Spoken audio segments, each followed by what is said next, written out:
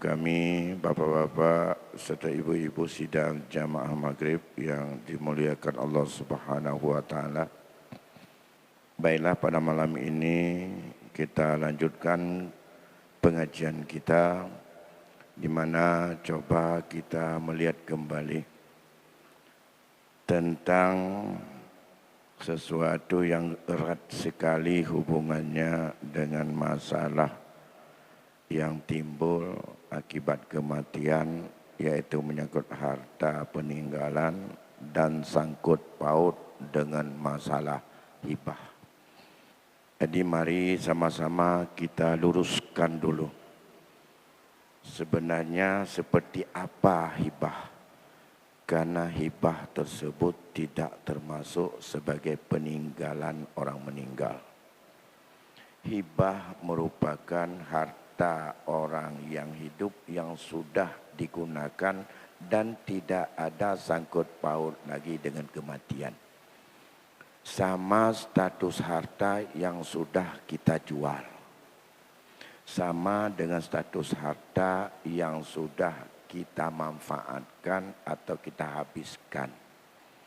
Jadi di saat kita sudah meninggal dunia, perbicaraan masalah hibah sebenarnya tidak timbul lagi.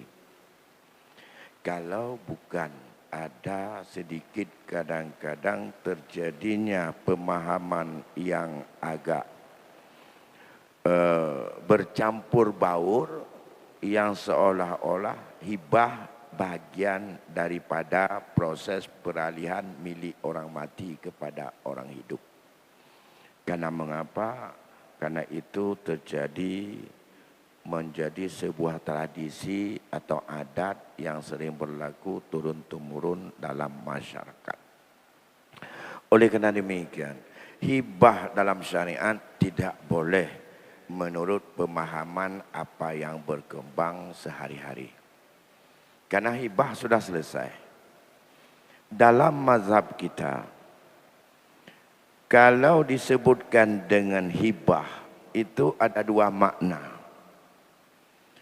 Begitu ada laporan Kiban Tengku menyopulan kalau hibah, makna menyokat tersebut dengan kata-kata barang itu sudah dihibah, maknanya dua.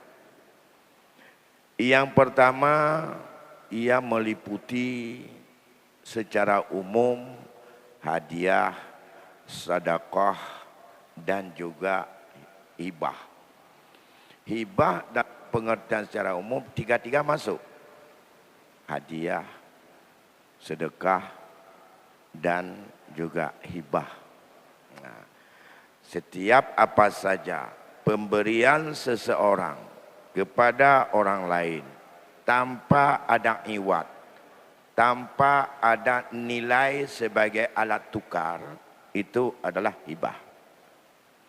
Sesuatu yang kita berikan kepada orang lain dan tidak ada kita ambil nilai harga atau nilai imbalan dari orang lain kepada kita, karena cuma-cuma kita berikan, itu hibah.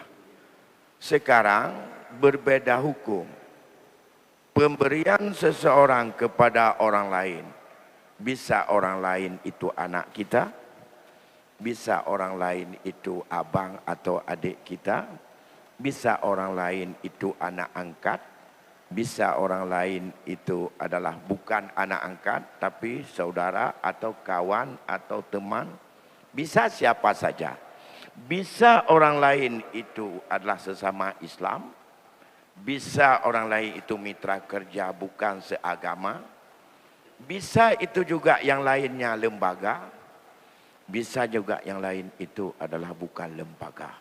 Pokoknya kita berikan cuma-cuma. Tergantung sekarang niatnya. Dari niat di situ timbul hukum yang berbeda, syarat yang berbeda, dan rukun yang berbeda. Seandainya pemberian yang kita berikan kepada orang lain, niat dalam hati, karena ingin mendapat pahala di sisi Allah. Walaupun kita berikan bukan kepada orang yang butuh, atau karena kita kasihan melihatnya. Itu dua. Kita berikan sesuatu kepada orang lain karena kita mengharap Allah memberikan gandaan pahala kepada kita, atau kita berikan sesuatu itu karena pihak yang kita berikan adalah karena kita kasihan melihatnya. Kasih sayang ataupun kita dia sangat butuh karena dia sangat perlu, diminta tidak diminta terserah. Itu namanya sedekah yang bukan sedekah wajib, yang bukan zakat. Ya, yang sifatnya tatawuk atau sunat. Kalau sedekah, ia tidak perlu ada ijab dan kabul. Tidak perlu saya berikan ini sebagai sedekah saya untuk kamu. Saya terima sedekah dari Tengku, semoga mendapat pahala di sisi Allah. Kau saya terima. Apa ya? Jo bodoh jak jo. Ubud atau rayu. Ubud tikrek kue. Jok kue tikrek paju sedekah. Tabau gelas kopi sedekah. Damai kue di peluh krek untuk buka puasa kami sedekah. Tujuannya kita mengharapkan pahala orang-orang yang berpuasa sunat Kamis dan Senin untuk mendapat pahala sedekah. Tidak perlu ada ijab kabul. Yang kedua disebut dengan hadiah. Islam sangat menganjurkan hadiah. Karena hikmah dari hadiah itu besar sekali. Tahadu wa tasafahu, kata Rasul. Saling kalian untuk memberi hadiah. Dan kalian untuk bertasafahu, berjabat tangan. Karena yang demikian itu bisa untuk mendinginkan kepanasan hati. Jadi bisa merendam penyakit buruk dan penyakit dengki, salah dan buruk sangka, dan semuanya itu akan bisa teredam. Harus sadari kepanasan yang dipompa dalam hati bisa terendam dengan dua usaha, yaitu memberi hadiah dan dengan kita saling berjabat tangan. Maka dianjurkan oleh Rasul dalam rangka mengobat hati untuk tidak buruk sangka atau tidak menganggap siapa-siapa di antara kita, untuk kita selalu menjadi ukhuwah. Itu juga tidak perlu ada ijab dan kabul. Di mana yang disebut dengan hadiah, niatnya, bedanya di niat saja. Niatnya kita karena ingin untuk memuliakannya, karena ini untuk menyenangkannya, karena menginginkan agar dia itu tumbuh semangat, agar dia itu bisa mencapai prestasi yang lebih hebat.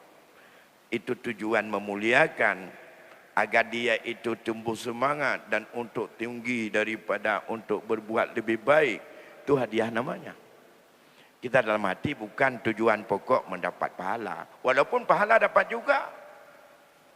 Tapi yang tujuan pokok adalah agar orang yang menerima pemberian kita tumbuhlah ia merasa senang, merasa dihargai, merasa dimuliakan, dan kita itu merupakan penghargaan kepadanya atas sesuatu jasa, atas sesuatu yang sifatnya itu adalah kebaikan yang kita rasakan, baik kepada pribadi maupun kepada umat, kepada masyarakat, kepada siapa saja. Maka dalam konteks hadiah ini, andai kata terselip niat lebih dari menghargai, tetapi dalam rangka untuk mempengaruhi jiwanya, karena ada potensi sama dia yang akan kita ambil manfaat, bisa saja dia sebagai panitia lelang proyek, karena dia itu kepala dinas, kita berikan hadiah. Tapi bukan untuk menghargai dia, tapi untuk membuat agar dia senang pada saya. Besok masuk tender, insyaAllah saya akan mudah dimenangkan.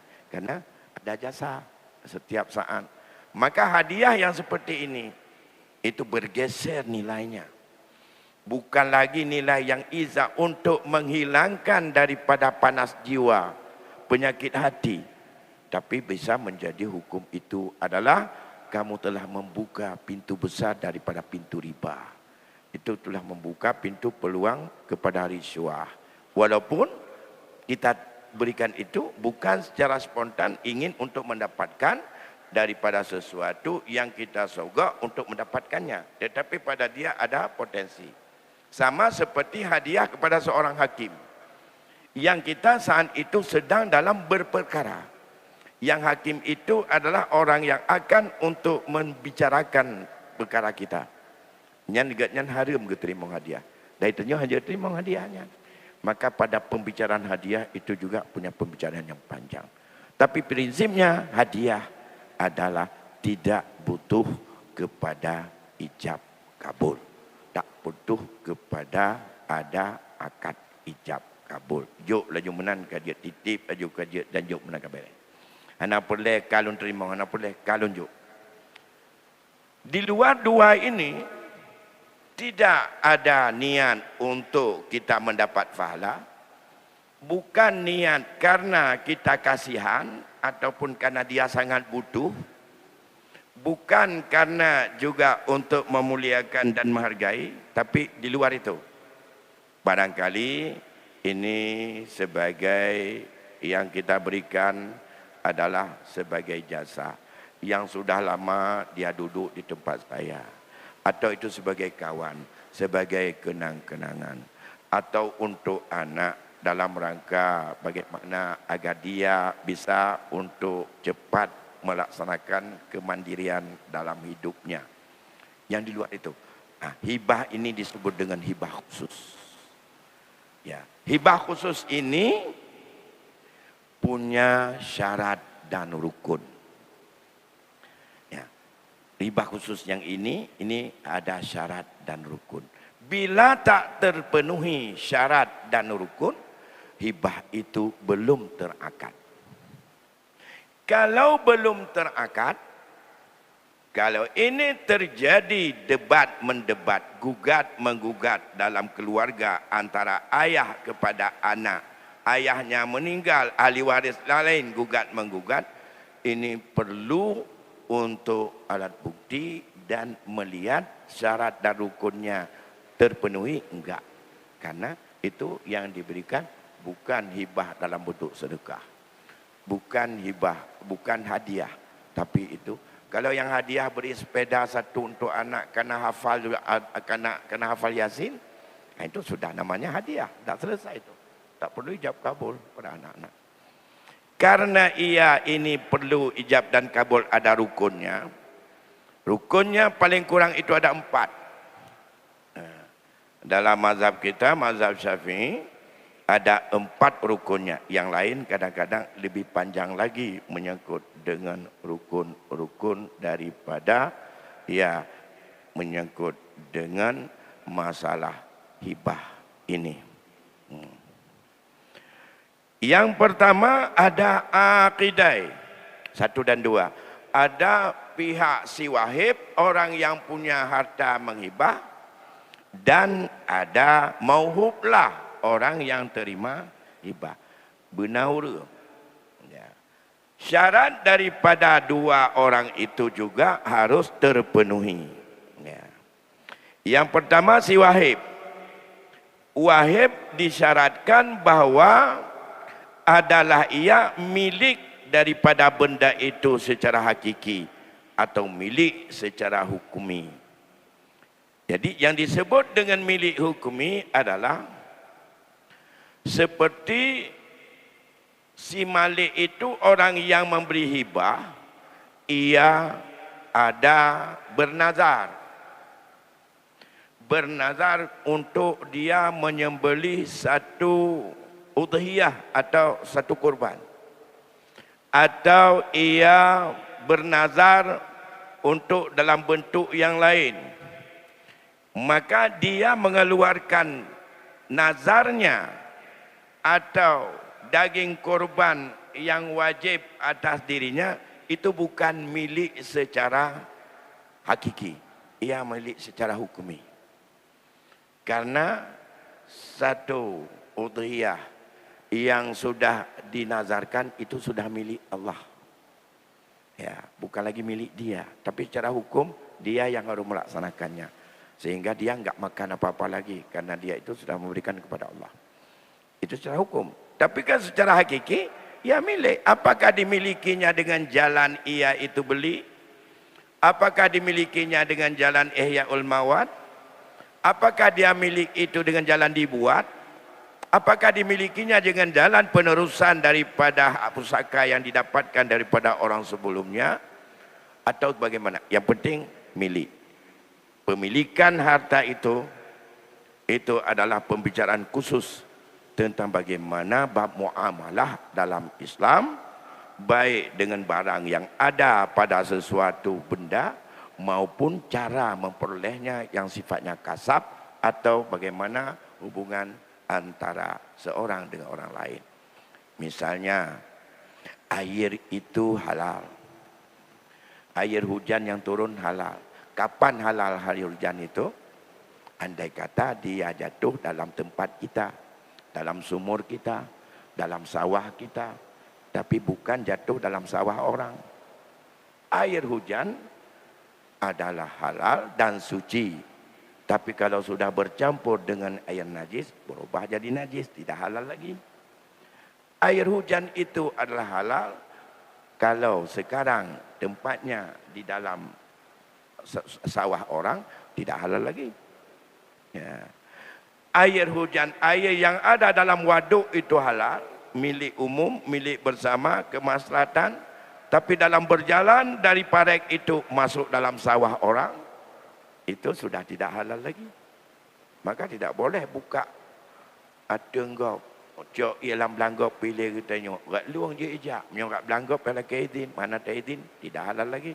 Itu dengan jalan halal seperti itu. Itu adalah bagaimana kasab dan hubungan antara seorang dengan orang lain. Nah, yang menyangkut dengan demikian syarat ia memiliki.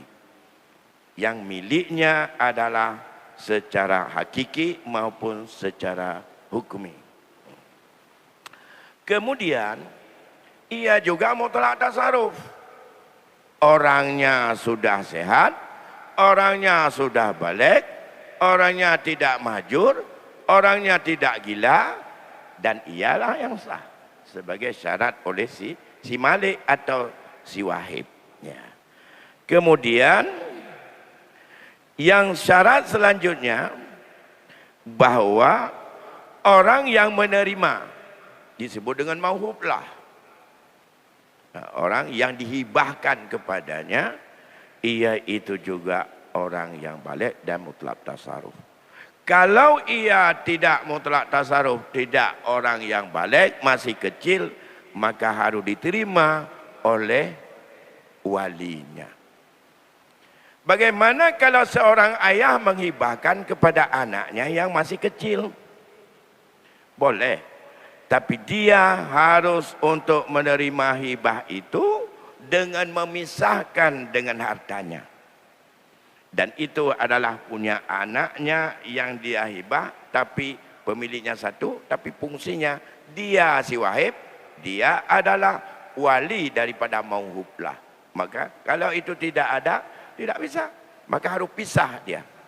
Dan ia mengelola ini sebagai mengelola harta anak masih kecil, walaupun bukan anak yatim, anaknya sendiri, karena dihibah oleh dirinya. Kita tak hibah ke anak teman tahu but, mantolan tumpai atau mantolan teka, dia belum ahli untuk menerima. Maka siapa yang harus menjadi maulah? Maka wali. Siapa walinya? Ayahnya. Sedangkan yang menghibah juga ayahnya. Boleh dalam hal ini. Para ulama mengatakan boleh. Tapi dengan catatan, ia harus pisahkan. Ia pisahkan dan ini dia atur sendiri sebagai milik daripada seorang anak yang anak itu anaknya sendiri. Oh kan atas loncik menyuat agak nyancing hana rajana hibah menyuat nama kewajiban nafkah. Maka baik hibah. Nyuat kepisah lagi nyang. Yang hanya kecok hinan. Hinan berlaku bagaimana mengelola harta anak kecil. Ini syarat bagi mauhublah. Ya. Kalau nanti balik, serahkan untuk dia. Begitu juga kalau mauhublah itu adalah orang yang dihibahkan baginya itu adalah gila. Juga sama. Atau mahjur alih. Orang yang dihajarkan baginya. Orang mahjur alih itu adalah dalam fikih seseorang yang ia nilai hutangnya lebih besar daripada kekayaannya. Dia sudah maju. Ia pun tak bisa menerima, harus diterima oleh walinya. Nah, yang ketiga, mauhub, barang yang dihibah. Barang yang dihibah boleh dua. Ada barang itu yang sifatnya bisa pindah. Ia barang yang berharga. Dan ini yang memang itu adalah bisa untuk berlaku dalam jual beli. Ataupun dia yang tidak berharga. Tapi bisa dia dan tidak ada manfaat. Misalnya, 3 biji daripada biji-bijian. Mereka tak perlu layu. Tapi dia mau dihibah. Bisa. Itu barang yang bisa berpindah. Tapi ada barang yang dihibah. Barang yang tidak berpindah. Ya. Baru selanjutnya sudah ada akid dan ada makud alih, ada barang yang diakadkan, yaitu mauhub, barang yang dihibah. Bisa barangnya barang jet pinah, bisa barangnya barang permanen hanya pinah-pinah, lagi lampu, nuhun, rumah, bisa juga yang jet pinah, motor, gutangan, dan juga jam, kereta, macam-macam, termasuk kuih, bisa, kecil atau besar, itu tidak masalah. Udah. Maka selanjutnya harus ada syarat. Ya, ijab dan kabul. Harus ada kata-kata untuk memberikan, menghibahkan dari pidak si wahib. Saya hibah ini untuk kamu. Atau saya halalkan ini untuk kamu. Atau saya izinkan ini untuk kamu pergunakan dan untuk kamu adalah menjadi milik kamu. Terserah bahasa apa saja. Yang sifatnya ada sifat itu adalah untuk pelepasan milik kepada orang lain. Termasuk kerana. Nah, yang kedua, ada penerimaan kabul pihak orang yang menerima hibah. Saya terima hibah kamu. Lon terima tanahnya sebagai pemberian loan ke lon. Lon terima motornya kepada lon. Sudah ada ijab dan kabul. Belum lazim. Para ulama sepakat belum lazim. Artinya belum berpindah. Oleh kun laginya nyan hanjit cok yak publawa. Mantang dalam kekuasaan milik daripada orang yang hibah. Maka saat belum iltizam, artinya belum lazim dan belum berpindah milik daripada orang yang hibah kepada orang yang kehibah, saatnya nyohana haram hukum gerujuk atau gecabut. Apakah untuk anak atau bukan kepada anaknya sendiri. Karena kalau lazim, kalau berpindah miliknya dia cabut. Seperti apa yang dilakukan oleh Rasulullah, apa yang juga dicontohkan oleh Abu Bakar, apa juga dicontohkan oleh Umar, oleh Sayyidina Utsman, juga oleh Ali. Semuanya pernah memberikan contoh berkaitan dengan bahwa setelah ijab, ya, setelah penyerahan, setelah ucapan pemberian dan belum diterima, lantas belum serah terima, maka itu adalah tidak lazim. Rasulullah pada satu ketika berkata kepada Ummi Salamah isterinya, ada barang ini sudah saya berikan untuk seorang Najasyi di sana.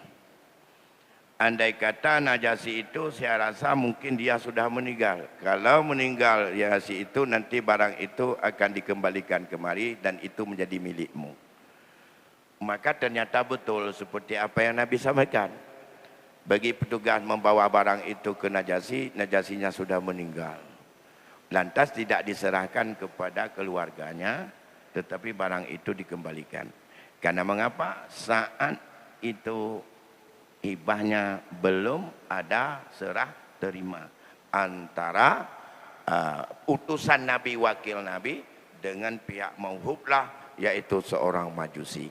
Akhirnya kain itu diberikanlah kepada istrinya yang bernama dengan Ummi Salamah. Begitu juga dalam prakteknya dengan minyak wangi yang seperti itu juga.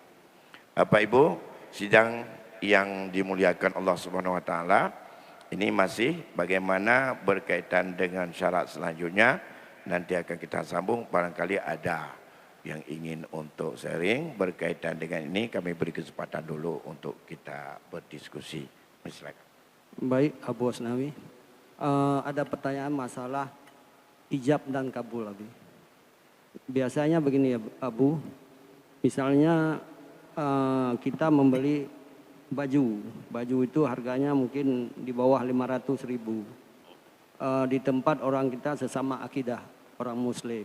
Begitu kita kasih duit, dia ijab. Duitnya untuk saya, bajunya untuk Bapak. Pertanyaan kami, ada batas-batas harga yang kita ijab atau kabul? Itu yang pertama, Abu. Kemudian yang kedua, kita misalnya membeli sepeda motor kontan di tempat orang yang tidak seakidah dengan kita. Tapi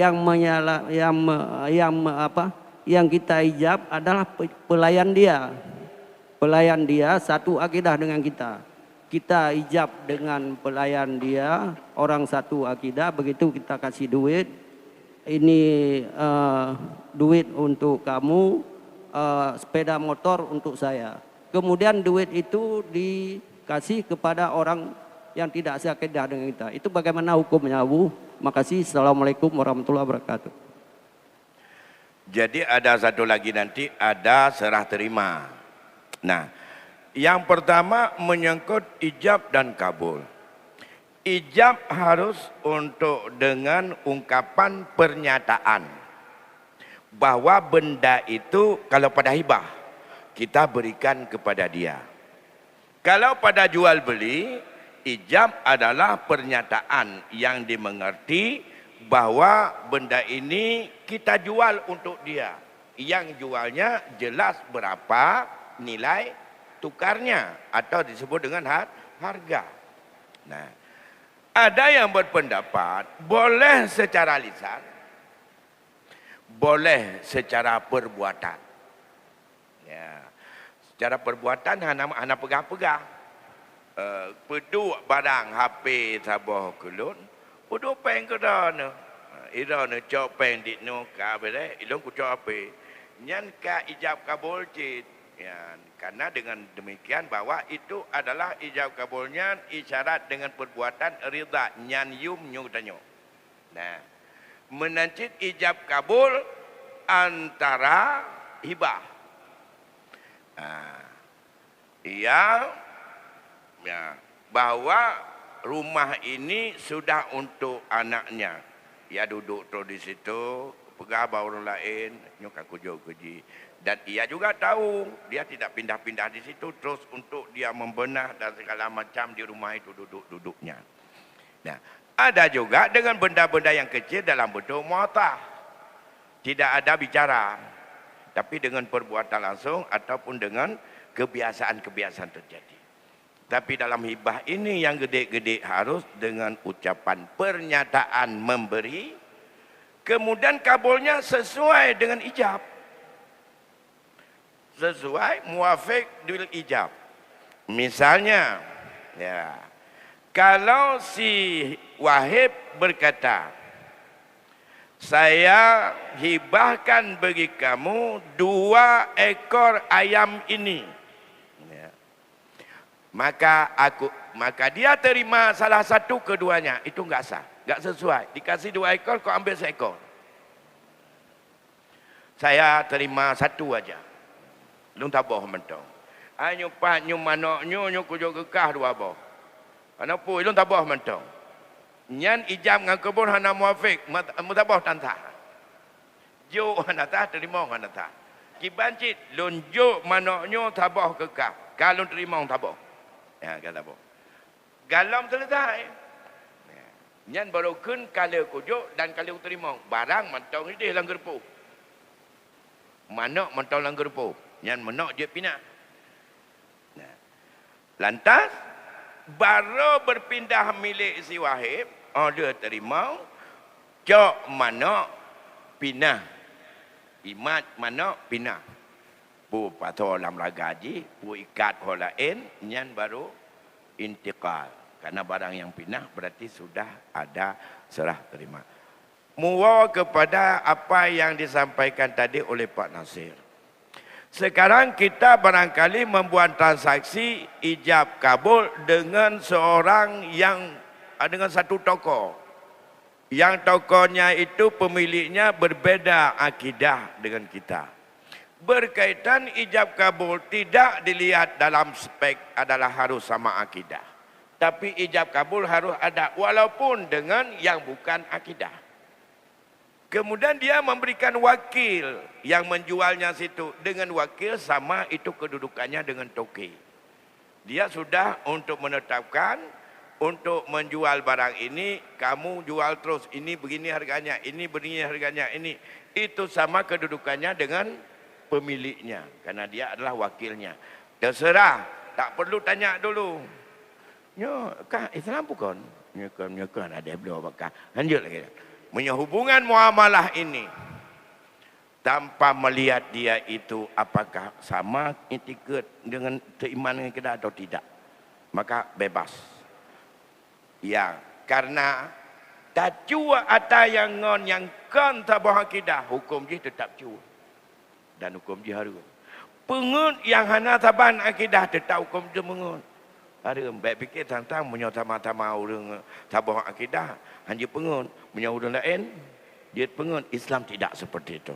Jadi hubungan muamalah, jual beli, hibah sah antara seorang dengan yang muslim dengan yang non muslim.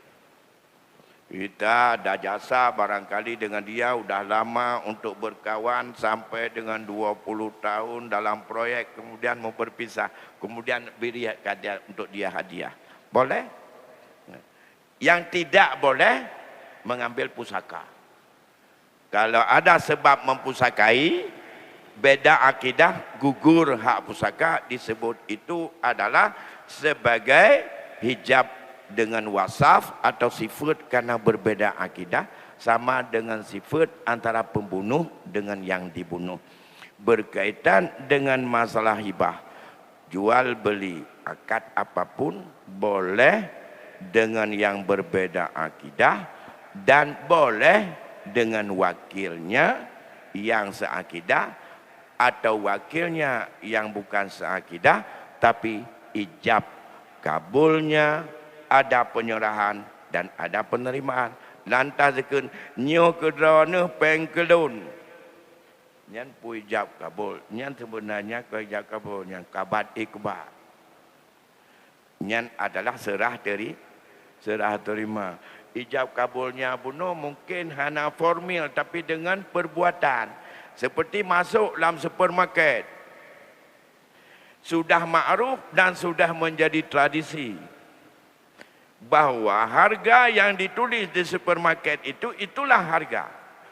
Dan hanya istilah urung yang laki kurung. Kon baki limau. Beda lah patah jangan. Menyapa patah jangan, ipegah 50, tajuk laki 10. Menyainai beli itu. Tak mau teman market. Baik tulis hinan 250. Budak tak sampai kedai bak kasar mandu, bak tempat bayar. Nyok kerja kurung macam tu, nyok 250, 150 mentang, nyok 150 mentang. Nyai perah nak perlu pasal dia nak ada hukum blok orang. Hai ni modalnya. Jadi itu sudah secara fi'liyah atau bukan secara itu sudah mu'attah. Sudah ada isyarat di situ ini harganya. Setelah ada isyarat harganya, kemudian kali pegayum takar pada 3 kilo, 2 kilo nyopulin. Alihnya batanya gejok takar copeng. Nah, itu sebenarnya data dari ijab kabul itu adalah serah terima atau disebut dalam istilah babat ikbat. Berkaitan dengan hibah. Kalau barang itu bisa dipindah-pindah, kabat ikbatnya berpindah. Barang itu dipindahkan, diambil dan dipisah dan dipindahkan oleh orang yang si Wahib dengan hartanya dan diberikan kepada si Mauhub. Mauhub mengambilnya, artinya Mauhublah itu mengambilnya daripada barang yang dihibah. Itu kalau barang itu mudah diingat. Dalam masyarakat kita mudah. Bagaimana kalau barang itu barang tetap? Kebun, rumah, nuhun, kedai, ya, itu sawah. Itu semuanya barang itu tidak bisa dipindah. Jangan apa gua. Lamblang pada apa gua ada tak kan? Dia takkan tetap lagi nyan takkannya. Ini yang sesungguhnya kalau di dalam kajian fikih disebut bahwa sudah benda itu kita serahkan dan serahnya itu adalah diambil dan diterima, bukan kabul, diterima oleh si Mauhublah atas izin si Wahib. Itu yang disebut dengan serah terima. Menerima oleh si Mauhublah benda yang dihibah dengan izin si Wahib. Nah, maka kata-kata dengan izin itu kata kunci. Menyoge pinah, na izin bakti Wahib. Menyebarang hanjat pinah, ia manfaatkan izin, na izin bakti Wahib. Ini pula, na izin bakti Wahib. Itu sudah terima. Tapi dalam kajian fikih disebutkan, andai kata barang itu ada pintu, ada pagar, di bini pagar itu ada pintu pagar. Kalau pintu pagar itu ada tutup, ada kunci, maka tanda serah terima, serahkan kunci itu kepada si Mauhublah. Ya. Menyewa rumah, serahkan kunci rumah kepada dia. Kunci-kunci kamarnya mendu. Kalau kebun juga seperti itu. Itu salah satu bentuk serah terima. Ya. Bagaimana kalau surat? Ya. Dalam mazhab kita, tulisan itu belum serah terima. Pernyataannya belum serah terima. Apalagi surat itu tidak diizinkan untuk dijual, diberi. Maka dalam hal ini masalah yang paling rumit di saat para ahli waris membantah bahawa benda itu sudah dihibah untuk keluarganya. Ini paling rumit untuk mempertanggungjawabkan dan untuk kita bisa menetapkan apakah betul sudah hibah atau tidak. Makanya paling susah untuk kita klasifikasi. Andai kata ada keluhan di antara masyarakat, Pak, saya ini sudah dihibah dulu. Bagaimana ini orang ini mau ambil pulang? Ini merupakan hal yang rumit. Tapi solusinya ada beberapa pemikiran, insya Allah di lain kesempatan nanti akan kita coba rumuskan untuk memudahkan jangan terjadi kendala dalam pembagian pusaka bapa tepat harta yang kagibah puhana gibah yang kagwasiat puhana gwasiat yang hinan abih wate cukup panjang kan bakwa pusaka yang masalah yang bapa tepat toh yang kagibah toh yang anak. InsyaAllah di lain kesempatan kita diskusikan. Kalau ada kasus-kasus yang dialami seperti itu, mari kita untuk pecahkan bersama di sini. Lebih kurang saya mohon maaf dan atas segala perhatian kami ucapkan terima kasih. Wassalamualaikum warahmatullahi wabarakatuh.